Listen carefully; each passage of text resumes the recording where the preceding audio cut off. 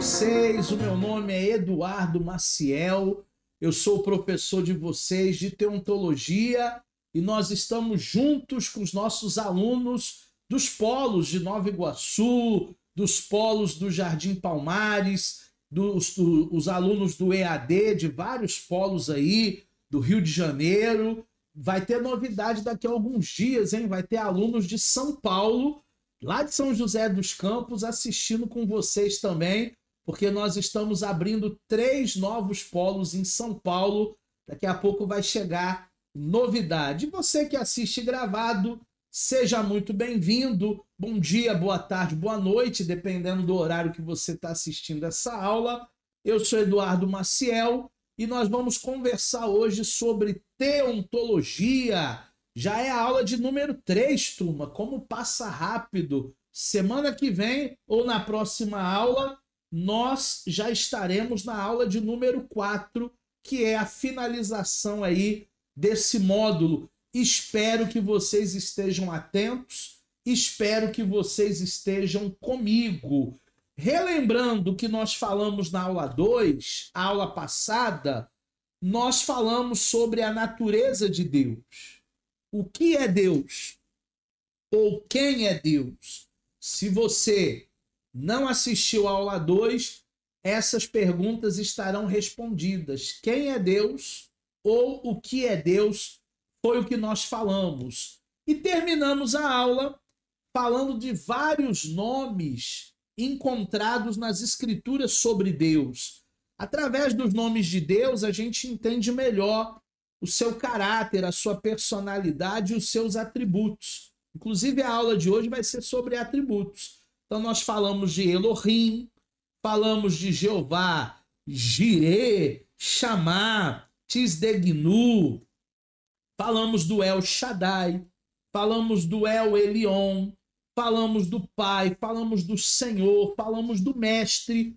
Tem vários nomes lá na aula número 2 que você pode assistir e você pode entender todas as características de Deus. Na aula de hoje, como eu já dei o spoiler, nós vamos falar sobre os atributos de Deus, os atributos divinos, a essência e os atributos de Deus. Você sabia que a essência de Deus, ela está nos seus atributos? E vice-versa, tá?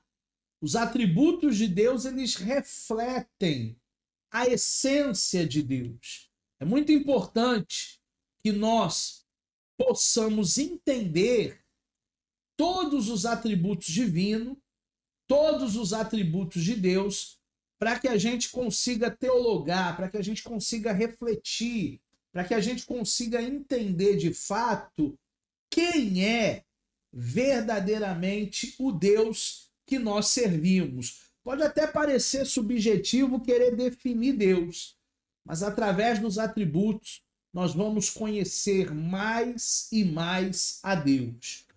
Algumas características de Deus são o que nós chamamos de absoluta. Elas fazem parte, turma, da natureza de Deus, da essência de Deus. São atributos que nós chamamos ou classificamos como atributos absolutos ou atributos imanentes.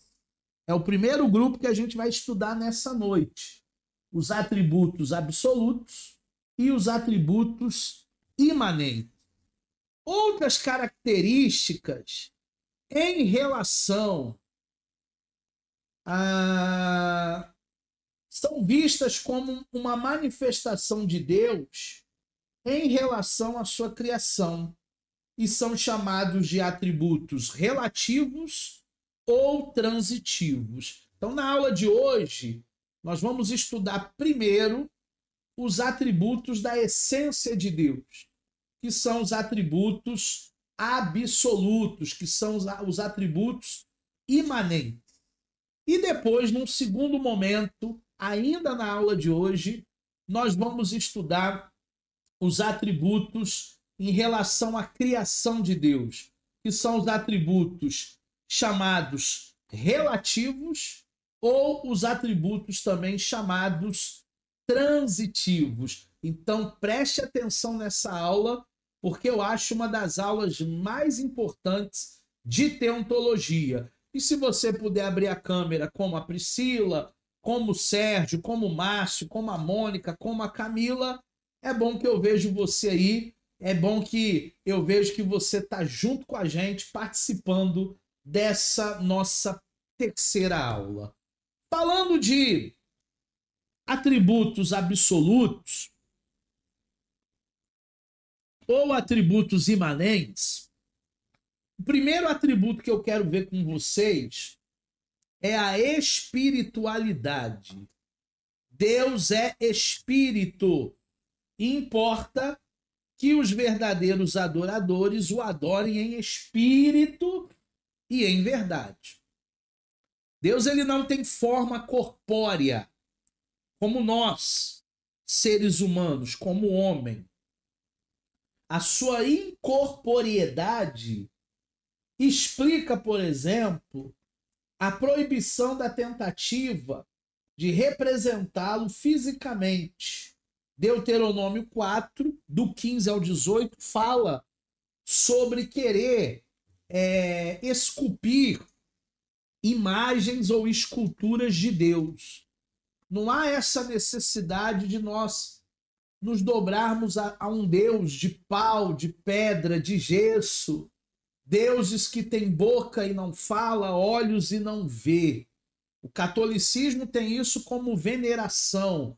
Inclusive hoje no conclave a fumaça branca subiu e o americano Robert, ele foi eleito o novo Papa, o Leão XIV, né? Agora a Igreja Católica tem um novo representante. O conclave até durou pouco tempo.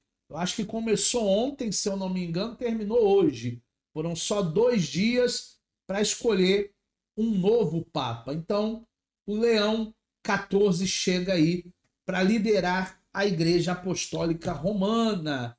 A desobediência a essa proibição de imagens, de esculturas, querer representar Deus através de um boneco, de uma imagem de gesso, faz parte da justificação de ira de Deus sobre os homens, que Paulo vai comentar em Romanos, no capítulo 1, nos versos 22 e 23. Deus, na sua espiritualidade, ele se ira quando ele vê que o ser humano acaba querendo substituí-lo com outras coisas. Nós não podemos substituir Deus por nada. Nós não devemos substituir Deus por nada. Até hoje eu estava vendo um Reels muito interessante do Thiago Brunet, onde ele pediu para um repórter perguntar na rua: você quer 5 minutos com Jesus ou 5 milhões na sua conta? E 100% das pessoas que o repórter falou, eles não queriam 5 minutos com Jesus, eles queriam 5 milhões na sua conta. E aí depois o Thiago Brunet comenta que o inimigo de Deus não é o diabo. O inimigo de Deus é Mamon.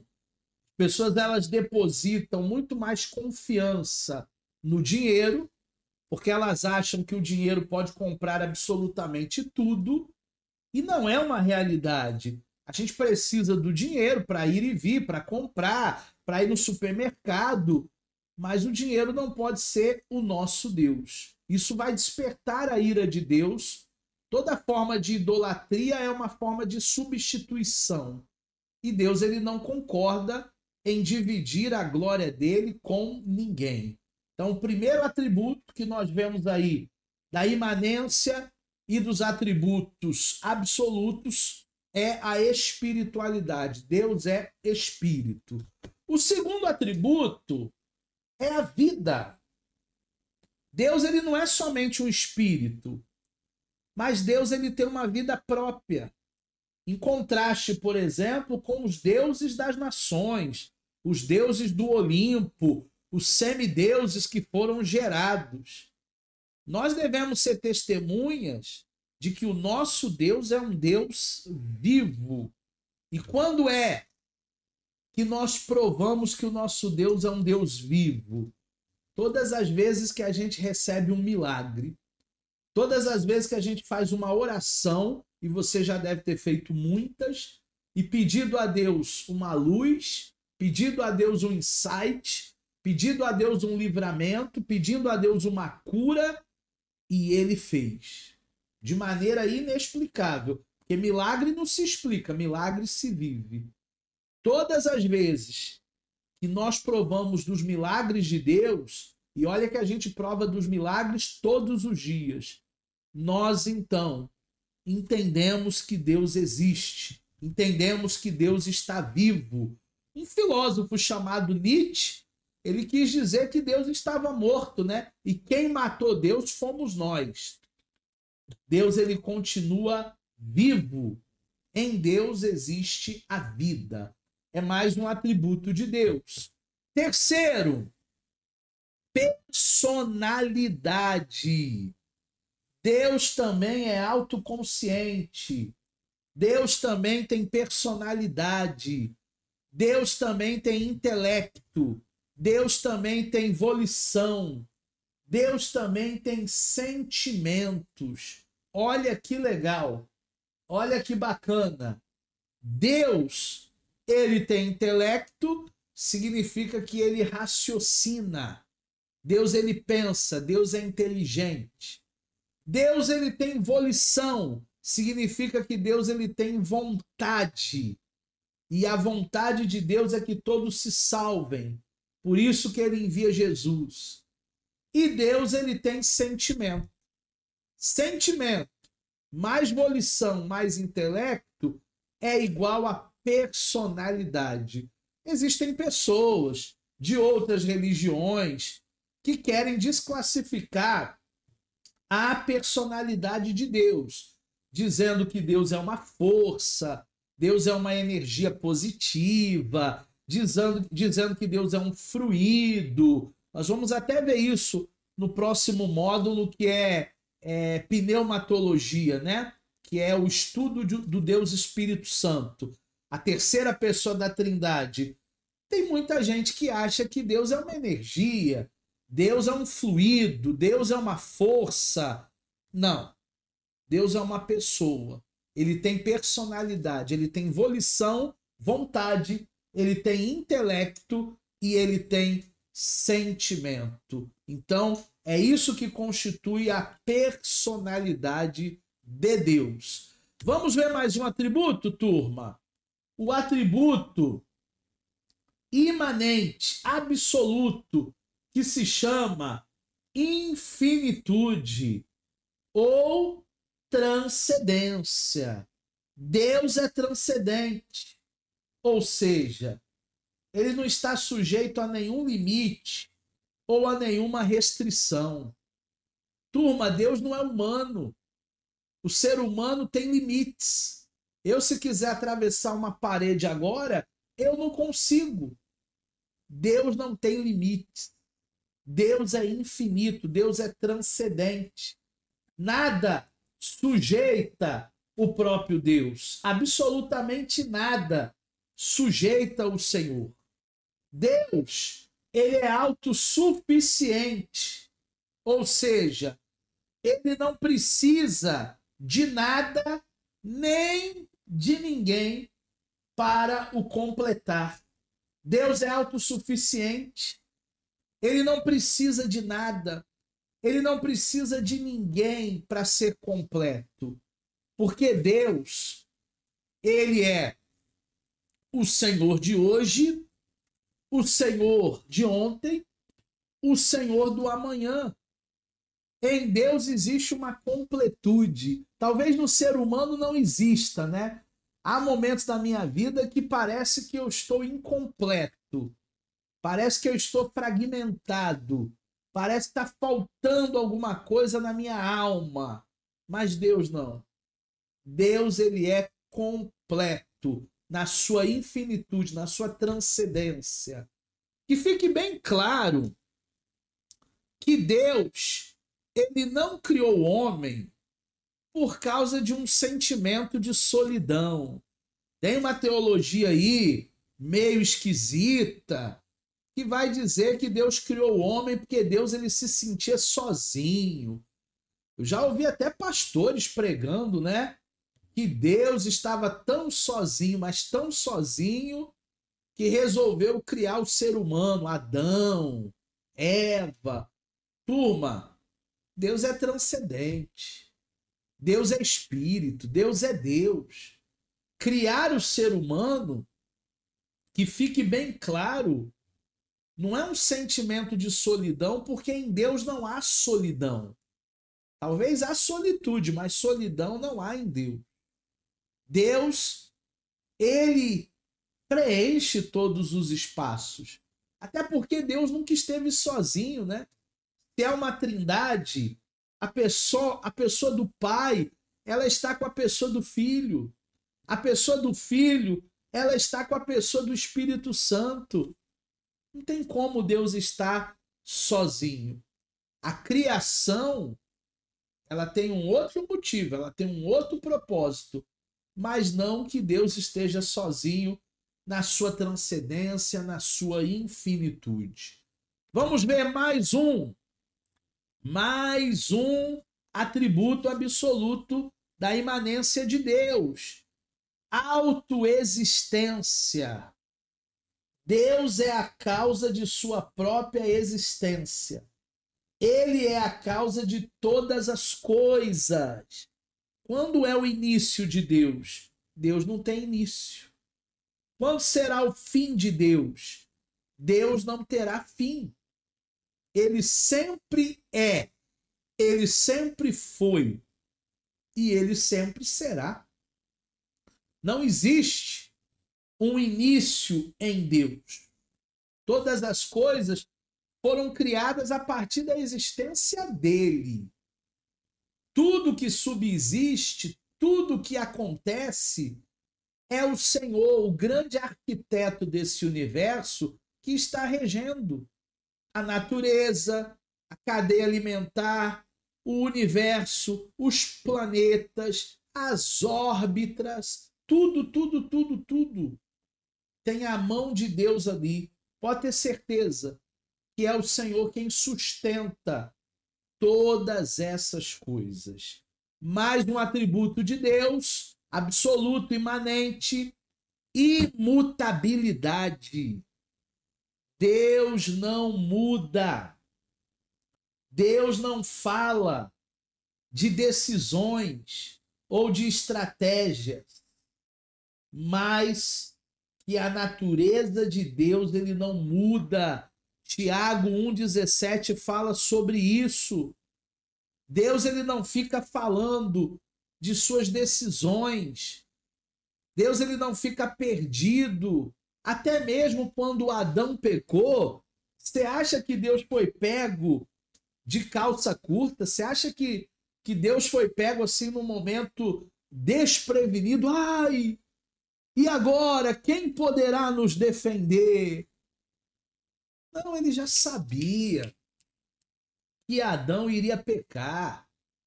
Ele já sabia que o ser humano é racinha.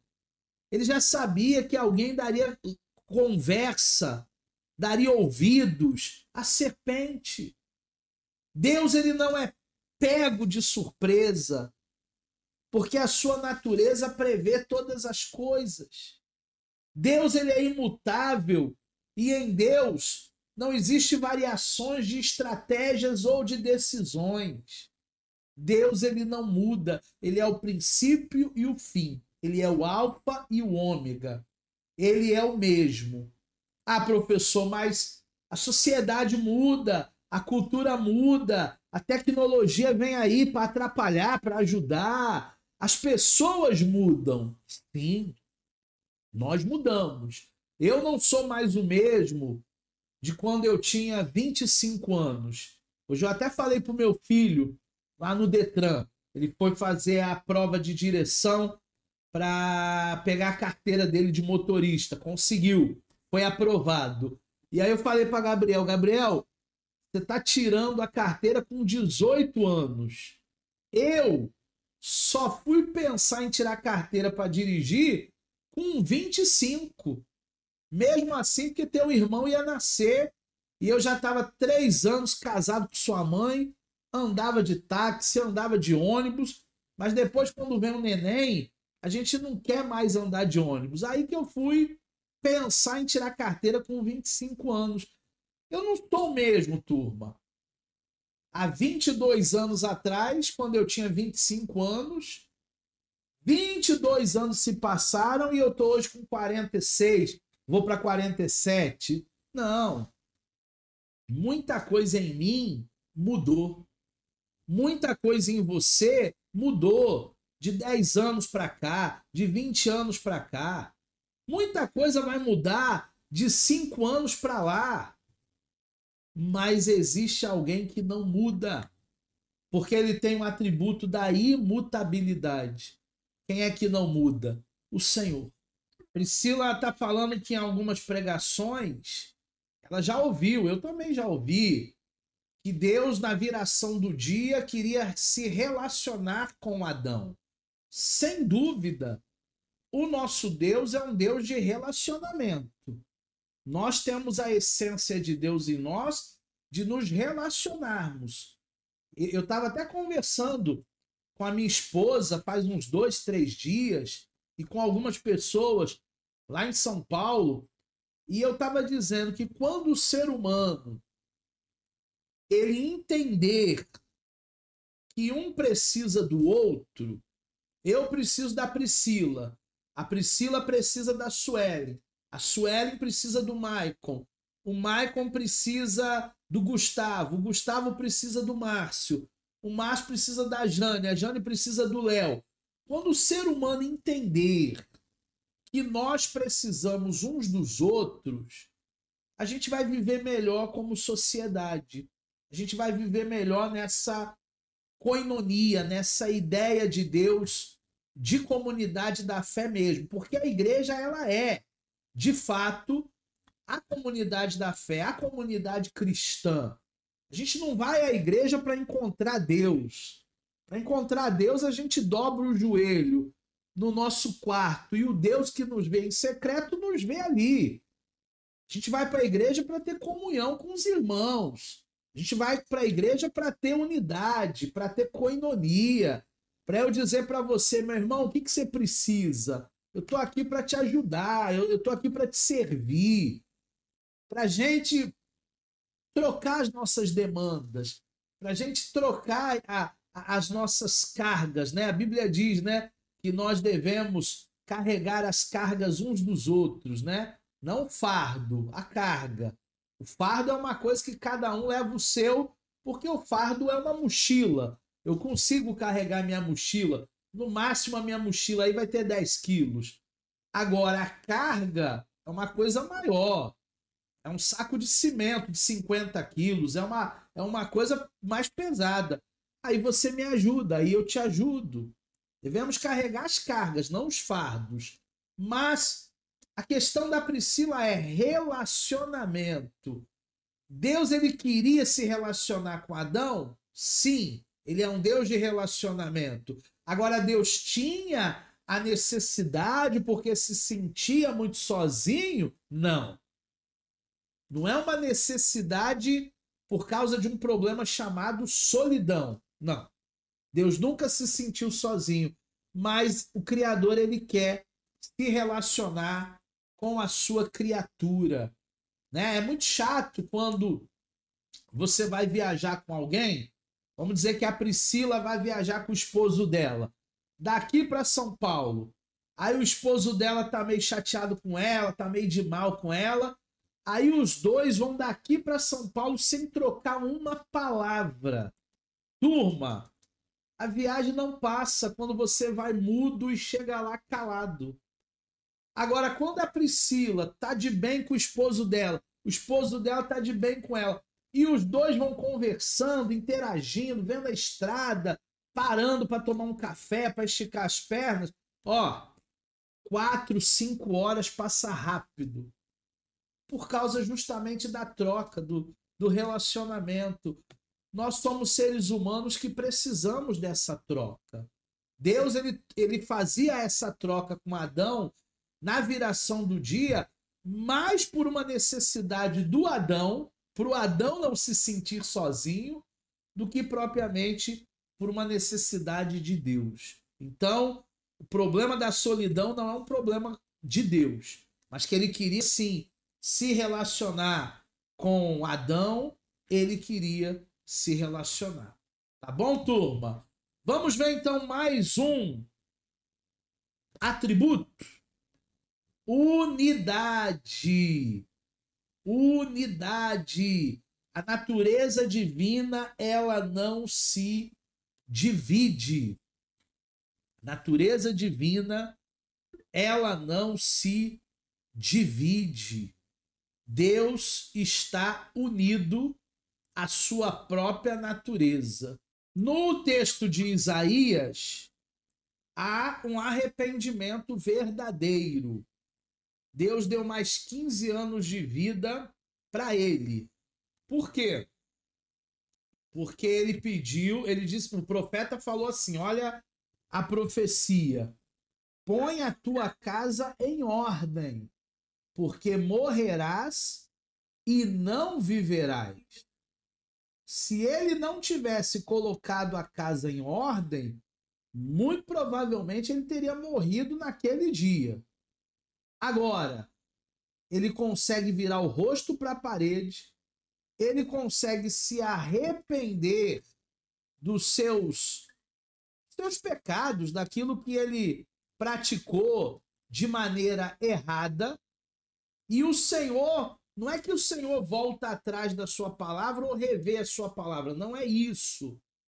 Mas a morte para Isaías, ela não chega no mesmo instante. A morte chegou? Chegou, mas ele ainda teve 15 anos de vida por causa de um arrependimento. Morrer, 15 anos depois, ele acabou morrendo.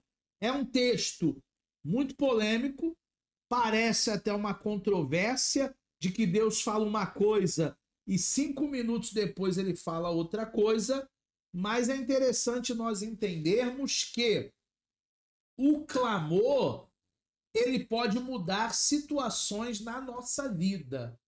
Até o milagre é algo que Deus ele nos concede para mudar uma realidade, seja de doença, seja de morte, um livramento. Mas não é que Deus voltou atrás e fez um milagre, não. Deus ele já sabia de antemão que nós iríamos nos arrepender, e quando há arrependimento, então há perdão.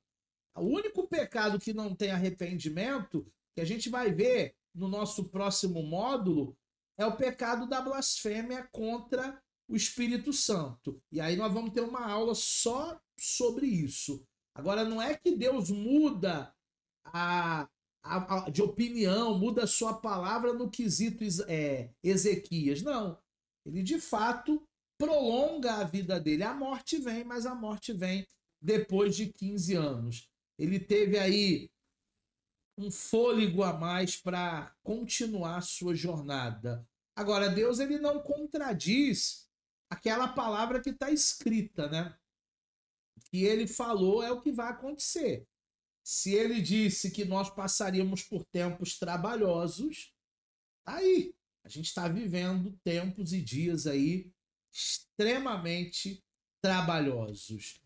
Atributos absolutos e imanentes ainda. Temos a perfeição.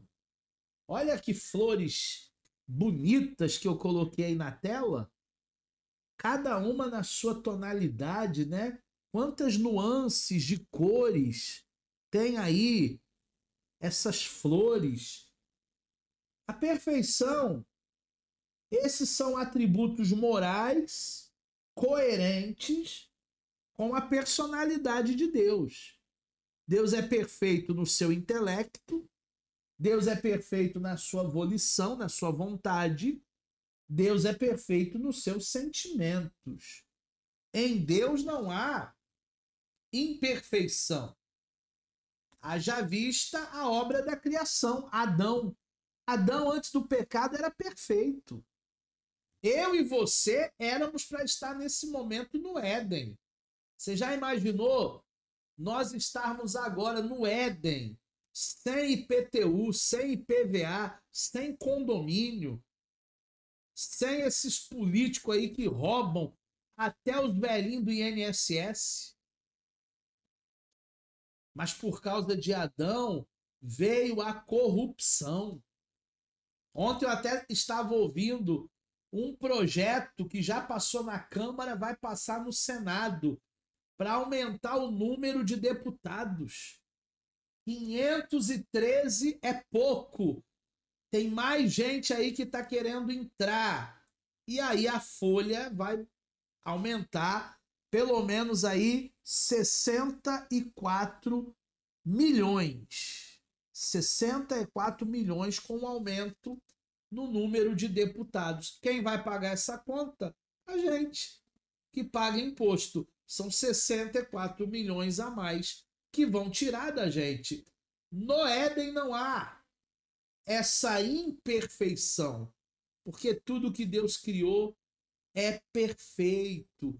Tudo que Deus criou é maravilhoso. Quem é que estraga tudo? Quem é que estragou tudo foi o pecado. Quando nós estudarmos harmatiologia, que é a doutrina do pecado, você vai ver que o homem era perfeito. Entrou o pecado, entrou a doença, entrou a corrupção, entrou a mentira, entrou a maldade, entrou tudo que a gente vê hoje no mundo. Mais um atributo de Deus: verdade. Deus é verdadeiro. Deus é sim, sim, não, não. Se tô gostando, você vai saber que eu tô gostando. Se eu não tô gostando, você também vai saber que eu não tô gostando. Deus, ele é a personificação da verdade. A verdade é o verdadeiro Deus. 1 de João 5:20. Em Deus não existe mentiras. Em Deus não existe maracutaia. Em Deus não existem meias verdades. Em Deus não existem omissões. Em Deus não existe falsidade. Ah, se o cristão fosse parecido com Deus. Ah, se todos nós que estamos vivendo aí numa comunidade da fé olhássemos para o nosso semelhante, para o nosso próximo e tratássemos essa pessoa com verdade. Gente, na época dos nossos pais, dos nossos avós, não precisava nem de cartório, não precisava nem reconhecer firma, não precisava, apertou a mão, as pessoas, elas empenhavam a sua palavra, elas tinham verdade naquilo que faziam. Hoje em dia não. Hoje em dia as pessoas mentem descaradamente, até na igreja. Vire para o seu irmão e diga para ele: eu te amo e eu também. E é um amor só de lábio, é um amor só fingido. Porque o verdadeiro amor não é eu chegar para alguém e dizer eu te amo. O verdadeiro amor são atitudes, são ações. Em Deus não existe mentira. Em Deus não existe falsidade. Em Deus só existe verdade. Mais um atributo de Deus: amor. Ele nos amou primeiro, né? Ele nos amou primeiro. O amor de Deus acha sua razão de ser na própria natureza de Deus, não no objeto do seu amor. E professor, complicou. Eu estou aqui para descomplicar. O objeto do amor de Deus é a sua própria razão de existir. Ué, por quê? Porque Deus é amor. 1 João capítulo 4, versículo 8. Deus é amor. a essência de Deus é o amor. E tem traduções aí da Bíblia que diz caridade, né? Caridade muitas vezes não requer amor, tá? Os políticos, na época de eleição, fazem um montão de caridade, mas eles amam aquela comunidade? Só estão ali para pedir voto. Vai passar 4 anos e eles não vão aparecer lá mais nunca. Só na próxima eleição. O amor de Deus é pré-existente à fundação do mundo.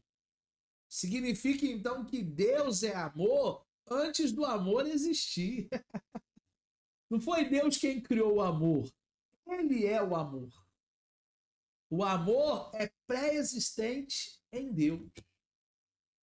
O amor de Deus implica a possibilidade de Deus sofrer. Ué, como assim? Deus sofrer?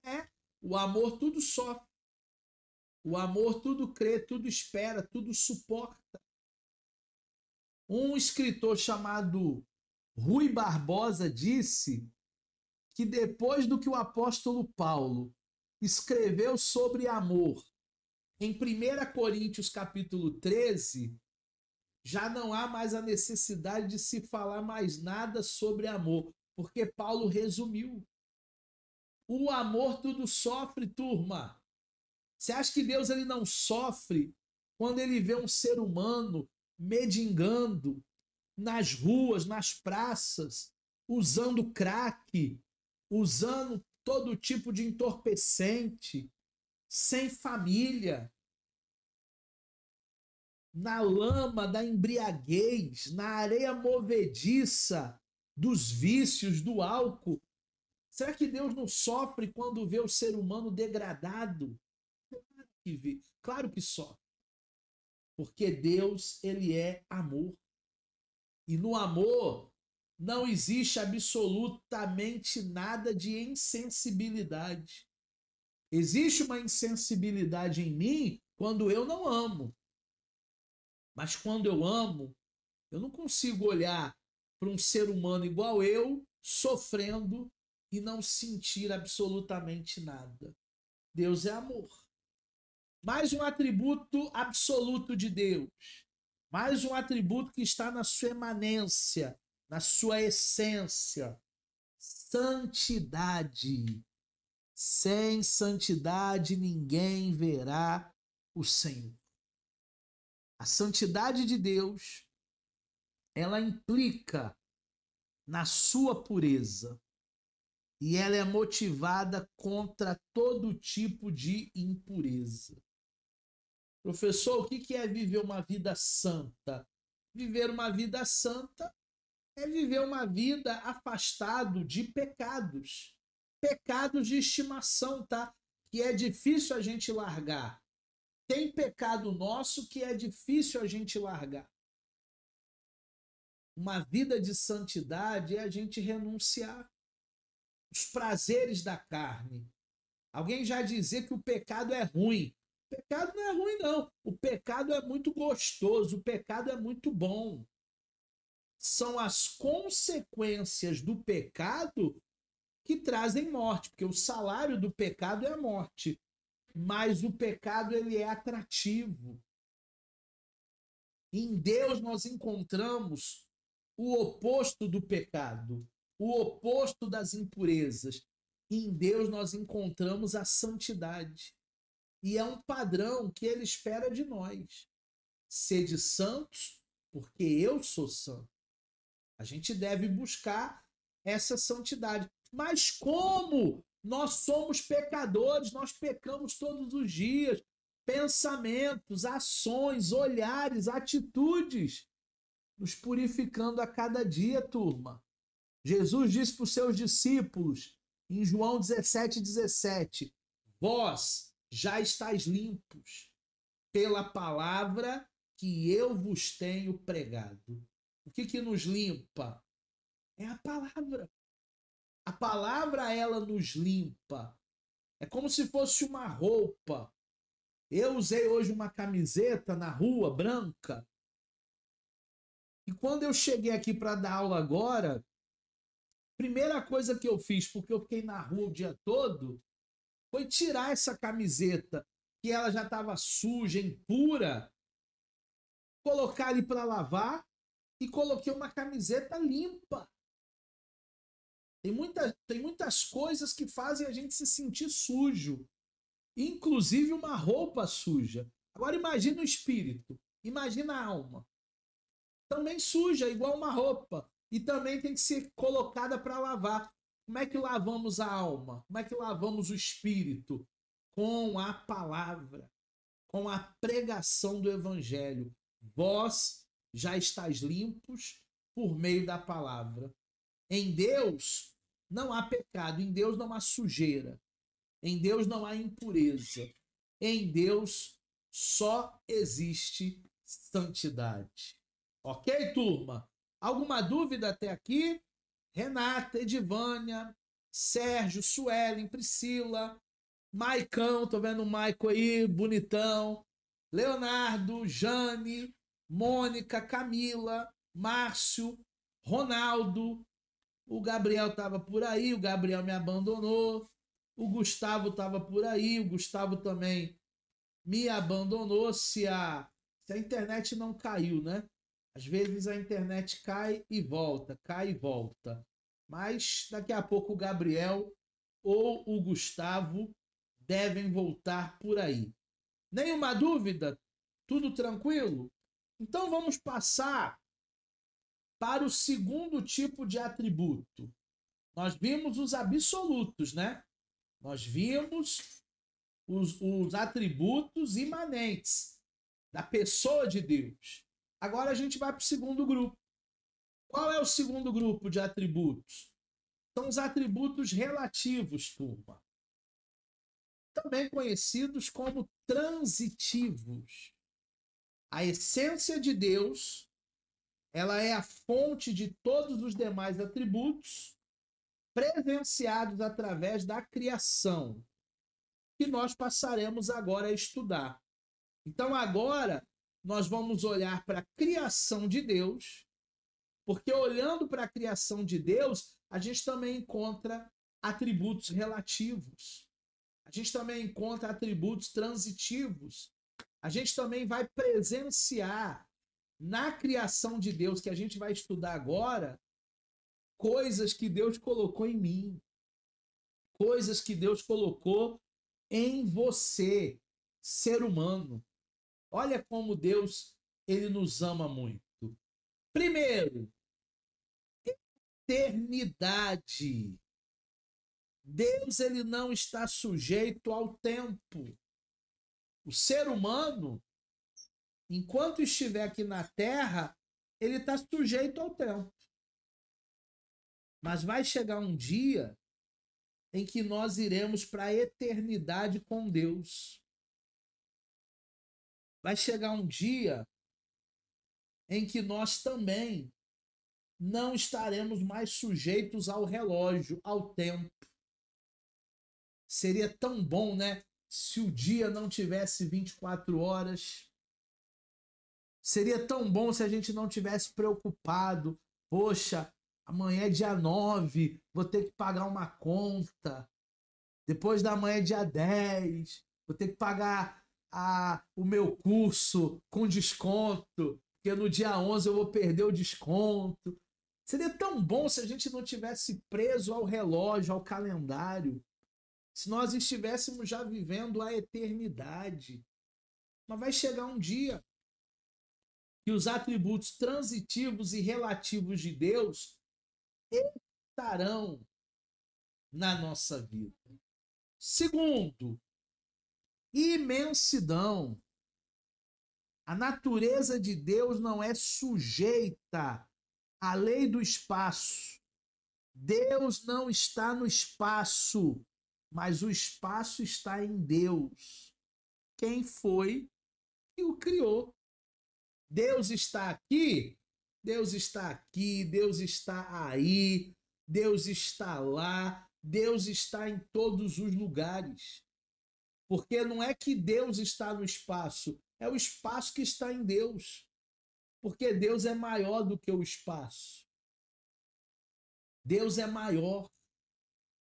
Deus, ele abarca o espaço, os planetas, as galáxias e muita coisa que a gente não conhece, né?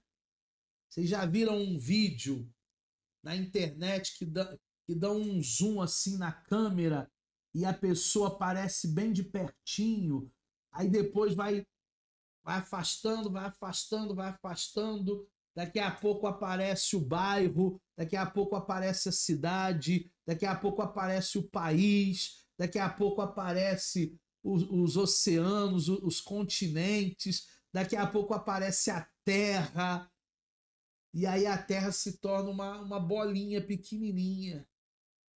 Essa é a visão de Deus, na sua imensidão, na sua infinitude. Também temos os atributos relativos e transitivos de Deus, que é a onipresença. Deus está igualmente, pessoalmente presente em todos os lugares ao mesmo tempo. Ué, mas e o fuso horário? Para Deus não tem fuso horário, turma. Agora são 8 horas e 59 minutos, para quem está ao vivo, né? Lá no Japão é 8 da manhã e 59 da manhã. Deus, ele está lá. Deus, ele não dorme. Se Deus ele dormisse no nosso fuso horário, coitado do povo que está lá do outro lado do mundo. Porque Deus dormindo, para eles lá, Deus estaria dormindo também. E eles estariam vivendo lá. Não. Deus está acordado aqui e Deus está acordado lá. O pessoal diz até que hora de madrugada, porque de madrugada a fila é menor. Gente, é madrugada aqui, mas no Japão é de manhã. De manhã é 3 da tarde, é 2 da tarde. Não é que a fila é menor, né? Isso é um mito. Perdão. Não é que a fila é menor. Isso é um mito. Na onipresença de Deus, ele habita em todos os lugares. Onisciência é mais um atributo divino. Deus, ele tem conhecimento completo de tudo. Deus, ele tem conhecimento do passado. Deus, ele tem conhecimento do futuro. Deus, ele tem conhecimento do presente. Deus, ele é o eu sou. O mesmo ontem, o mesmo hoje e o mesmo, obrigado, eternamente. Deus é o mesmo. Deus, ele tem a sua onisciência. Ele conhece tudo o que se passa no pensamento. Ainda que a palavra não saia da minha boca, Deus ele já sabe, já conhece. Não tem uma brincadeira que o pessoal fala assim, eu só não vou te xingar porque eu sou crente. Mas já pensou no palavrão? Já pensou e já pecou. Não precisa falar o palavrão. Pensou, já pecou. Porque Deus ele é onisciente. Ele conhece o autor, ele conhece o participante, ele conhece o beneficiado, ele conhece a vítima, todas as ações no seu reino, todas as ações no seu controle. Ainda que a palavra não me saia à boca, Deus já registrou, Deus já sabe. Deus ele conhece tudo dentro da sua onisciência. Ele nunca pode ser enganado, ele nunca pode ser surpreendido, por isso que o pecado de Adão não surpreende Deus.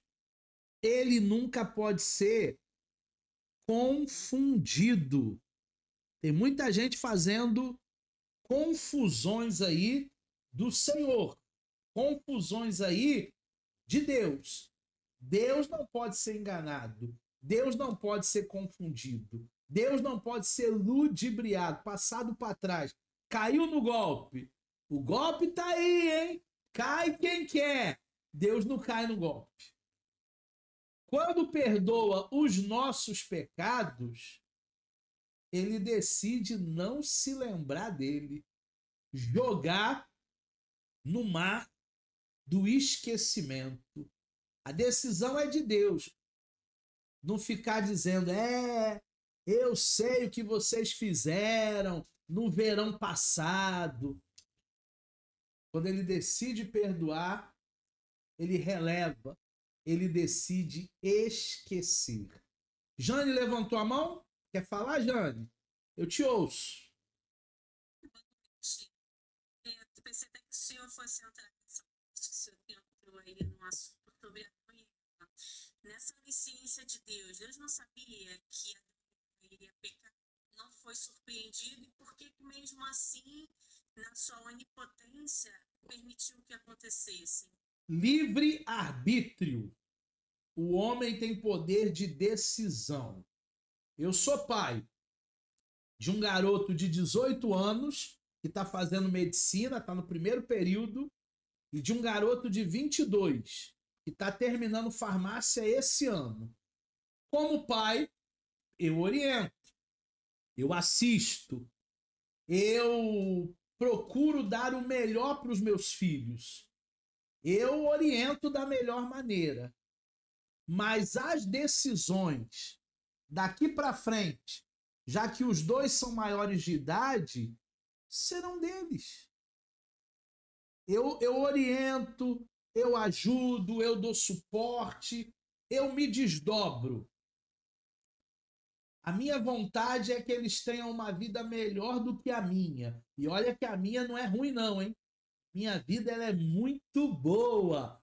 Mas eu quero que eles tenham uma vida melhor do que a minha.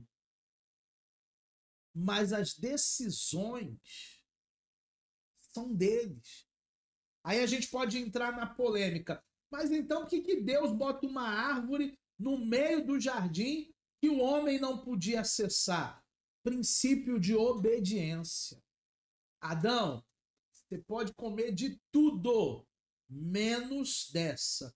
Porque o dia que você comer, você vai morrer. Deus avisou. O homem não era inocente ao ponto de não saber que aquela árvore era inacessível para ele, era coisa proibida para ele. Mas parece que aquilo que é proibido é mais gostoso, né? Parece que a mente nunca diz não, nunca diz basta. E ele desobedeceu o Criador. O Criador já sabia que Adão iria desobedecer. Mesmo assim, não interviu. Porque Deus ele não intervém nas decisões humanas. Por mais que eu acredite no livramento de Deus, se eu quiser subir ao 7º andar e me jogar lá de cima e me suicidar, eu vou me suicidar. É a lei da gravidade. Ah, mas Deus não segurou ele? Foi a minha decisão. Eu quis subir ao 7º andar e eu quis me esborrachar lá embaixo. Talvez até por uma depressão, talvez até por um problema psicológico, psiquiátrico. É uma decisão do homem. Então é o princípio do livre-arbítrio. E nós temos isso até hoje, tá? Não é só Adão que teve, não. Até hoje você é livre para decidir. O vermelho, o amarelo, o azul. O problema é que o pecado entrou. O pecado entrou para nos tirar do plano original de Deus. O problema não foi a criação que Deus fez. A criação que Deus fez foi perfeita. O problema foi Lúcifer, que entrou numa serpente. Ele é a própria serpente. Fez a cabeça de Eva. Eva mandou Adão, burrão, acessar uma árvore que não era dele, da ciência do bem e do mal, que para mim não era maçã. Mas agora vamos pensar de maneira mais teológica. Por que existiu uma árvore da ciência do bem e do mal que o homem não podia acessar? Porque no DNA do homem, ele não sabe lidar com o mal. Nós não sabemos lidar com o mal. A gente brinca com fogo, mas a gente se queima. Lembra quando a gente era criança? Eu gostava de atear fogo em plástico e ficava pingando plástico. Lembra? Que o... Brincadeira de criança. A mãe dizia que ia fazer xixi na cama. E o plástico estava pingando. Aquelas gotinhas com fogo.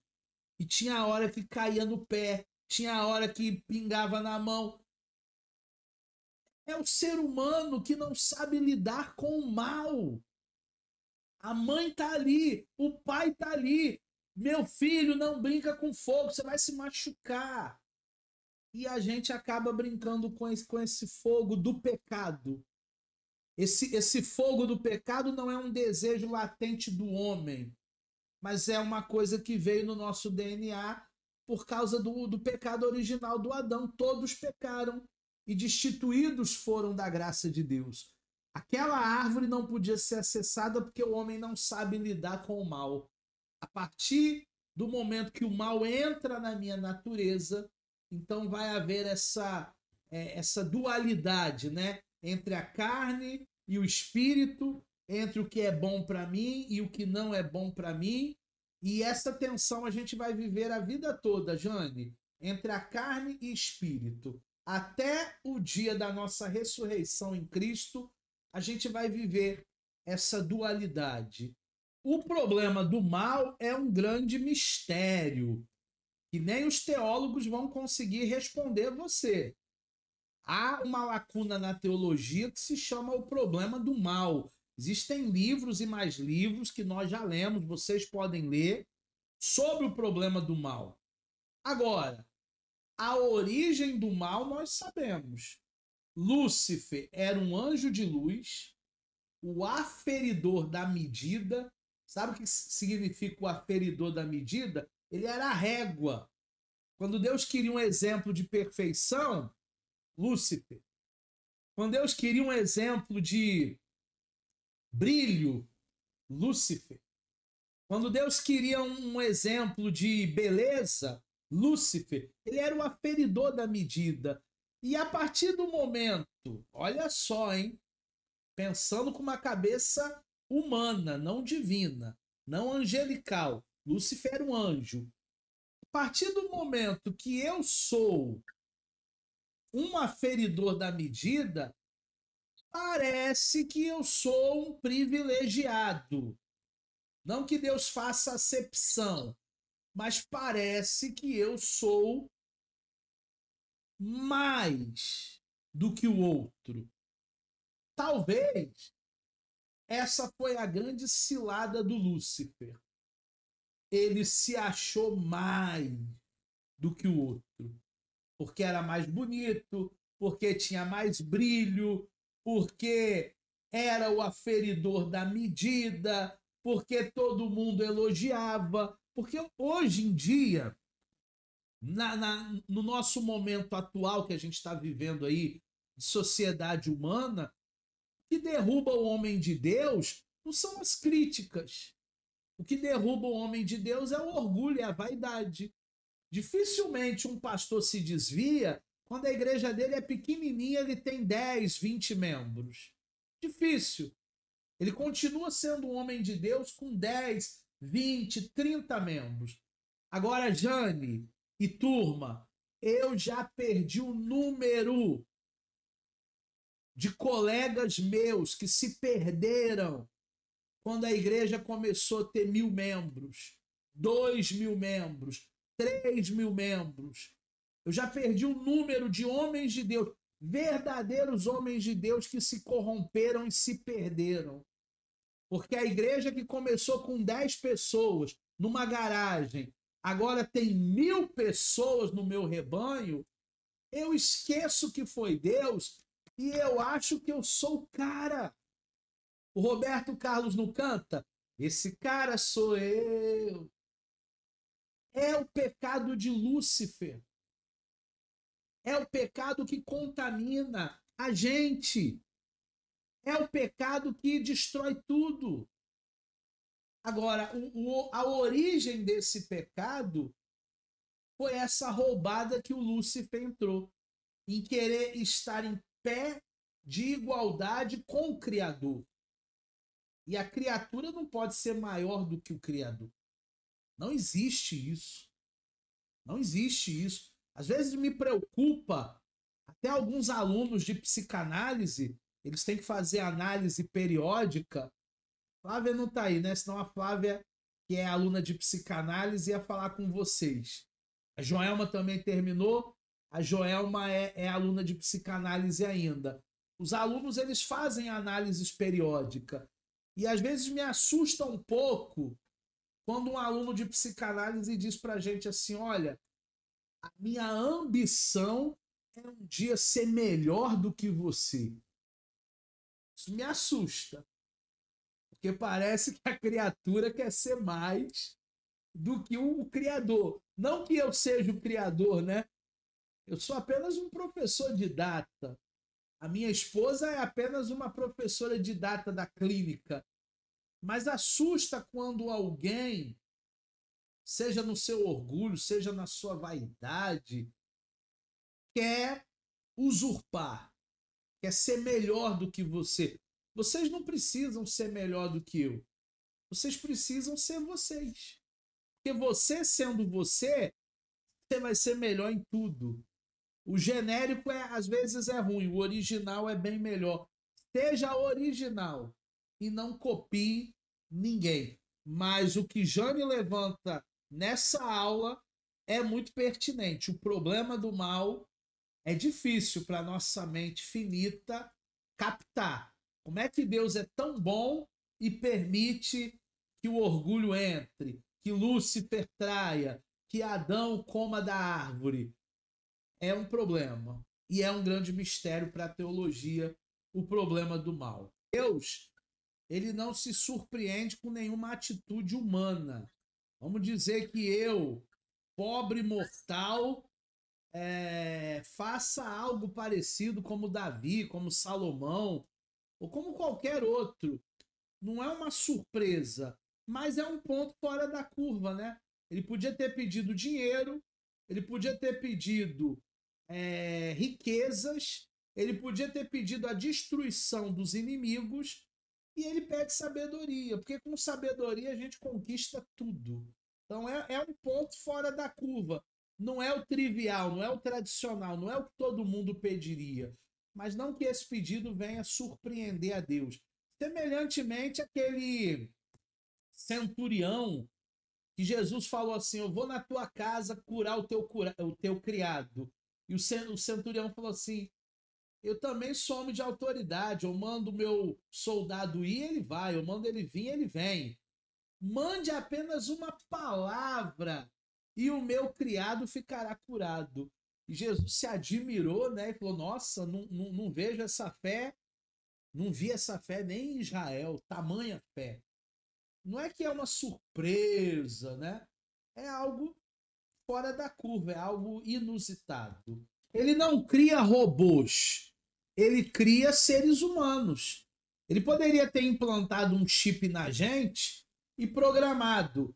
Eduardo não vai pecar, Jane não vai pecar, Camila não vai pecar. E você, como um robozinho programado, como uma máquina, faria o que a sua programa... Até porque Satanás, ele vai ser agente de Deus. Satanás, ele faz parte de um propósito divino, um propósito maior. Então ele não foi exterminado porque vai chegar o tempo dele. Ainda não chegou. Ainda existem coisas na história que vão se desdobrar pelos propósitos de Deus, que Satanás ele precisa ser ali um coadjuvante. Mas vai existir o tempo da sua condenação, sem dúvida nenhuma. O livre-arbítrio ele é dado a todos. Deixa eu só mutar seu microfone, senão vai reverberar. O livre-arbítrio ele é dado a todos. Paulo resolveu cumprir a sua missão, seu ministério. Eu já ouvi a frase em várias igrejas que dizem assim, Escolhidos não têm escolha. Já ouviram isso? Para mim, essa frase ela é redondamente um engano. Escolhido tem escolha sim. Porque a partir do momento que eu não quiser mais pregar o evangelho, mesmo eu sendo um pastor consagrado, eu não vou mais pregar. E Deus, ele respeita a minha vontade. Da mesma maneira que eu falar como Paulo, não vivo mais eu, mas Cristo vive em mim, é uma decisão. Eu estou decidindo viver para Cristo. Ah, eu estou abrindo mão do meu livre-arbítrio. Não, eu continuo tendo as minhas decisões. Só que agora eu quero fazer a vontade de Deus. Agora eu quero estar no altar, agora eu quero estar na presença. E se tiver que morrer por ele, eu vou morrer.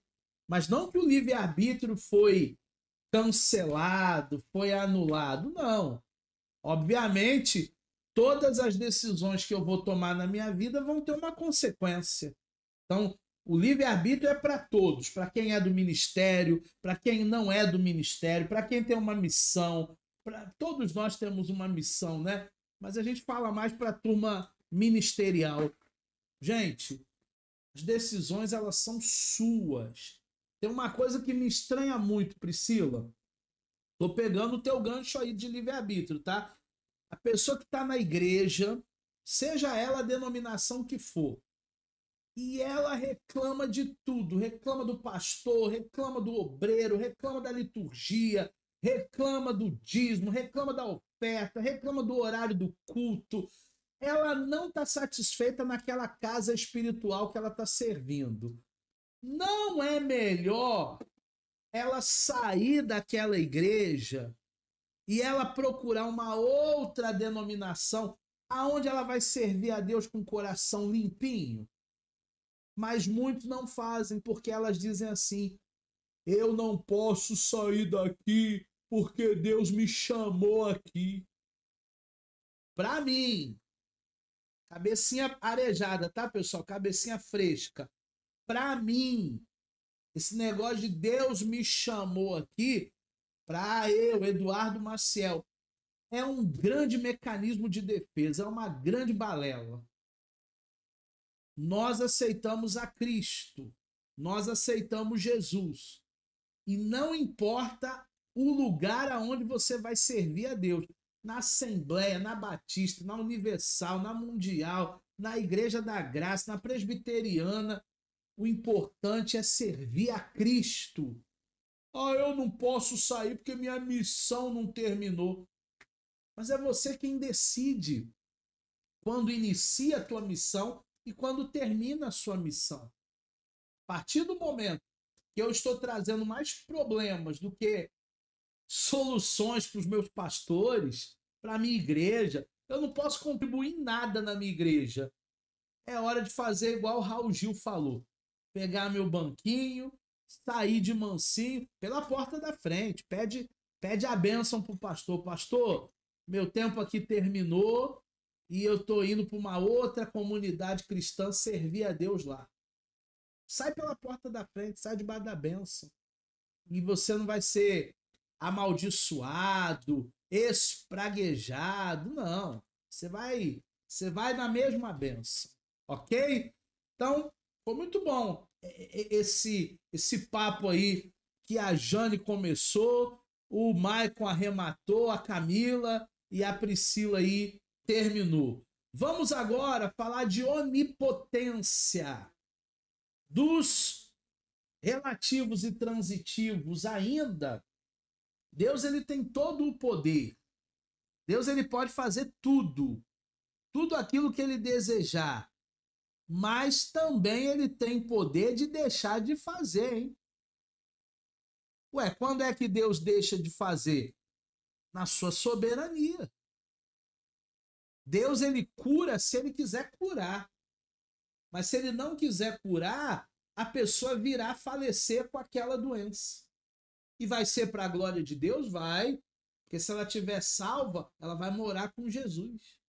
Deus é onipotente, Deus pode tudo. Eu posso até falar em nome de Deus, mas a vontade de Deus, a onipotência de Deus E a soberania do Senhor sempre vai prevalecer. Veracidade e fidelidade, mais um atributo relativo transitivo. Deus é transparente, turma, em seu trato conosco. Sim, sim, não, não.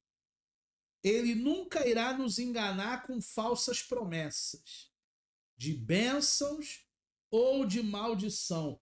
2 de Timóteo 2,13. Veracidade. Deus é positivo, igual os antigos. Os antigos, seu avô, sua avó, falavam na cara, doa quem doer. Olha o que Jesus fala para Pedro, que era um dos discípulos dele. Para trás de mim, Satanás. É isso? Jesus chamou o apóstolo Pedro de Satanás. Não, ele estava sendo boca de Satanás naquela hora, gente. Estava sendo usado pelo inimigo. Em Deus há transparência.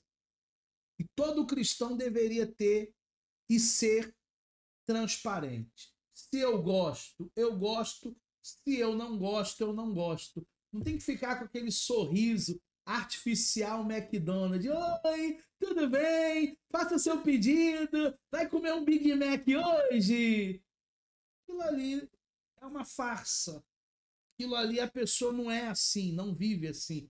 Não há fidelidade, não há veracidade. Misericórdia e bondade é a maneira mais graciosa com que Deus lida com as suas criaturas. Misericórdia é não recebermos o que merecermos pelos nossos pecados. Aí você me pergunta, mas o que tem a ver uma bateria com misericórdia e bondade?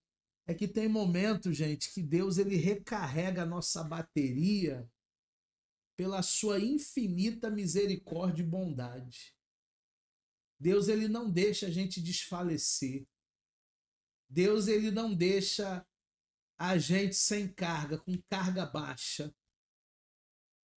Às vezes a gente está com a carga tão baixinha, às vezes a gente está tão desanimado, desacreditado, desiludido. E Deus nos dá uma palavra que é uma palavra misericordiosa, uma palavra boa, e recarrega a nossa bateria, né? Foi o que ele fez com Elias, quando Elias estava sendo ameaçado por Jezabel, foi lá para debaixo de um zimbro, pediu a morte. Deus ele mandava até os corvos levar carne para ele, pão. Ele bebia a água do riacho de Querite, mas teve um momento que Deus falou com Elias, opa, vamos recarregar a bateria, vamos? Tem muita coisa para a gente fazer ainda, dentro da bondade, dentro da misericórdia de Deus. Justiça e retidão significa que o ser humano nunca receberá um mau tratamento da parte de Deus. Deus ele não nos maltrata. Deus ele não tem prazer na dor humana. Ah, tem que passar na moenda. Você não é tempero para ficar passando na moenda, irmão? Deus não é masoquista que quer ver a nossa dor, que quer ver a gente apanhar na vida? Não. Deus é luz, Deus é bom, Deus é retidão.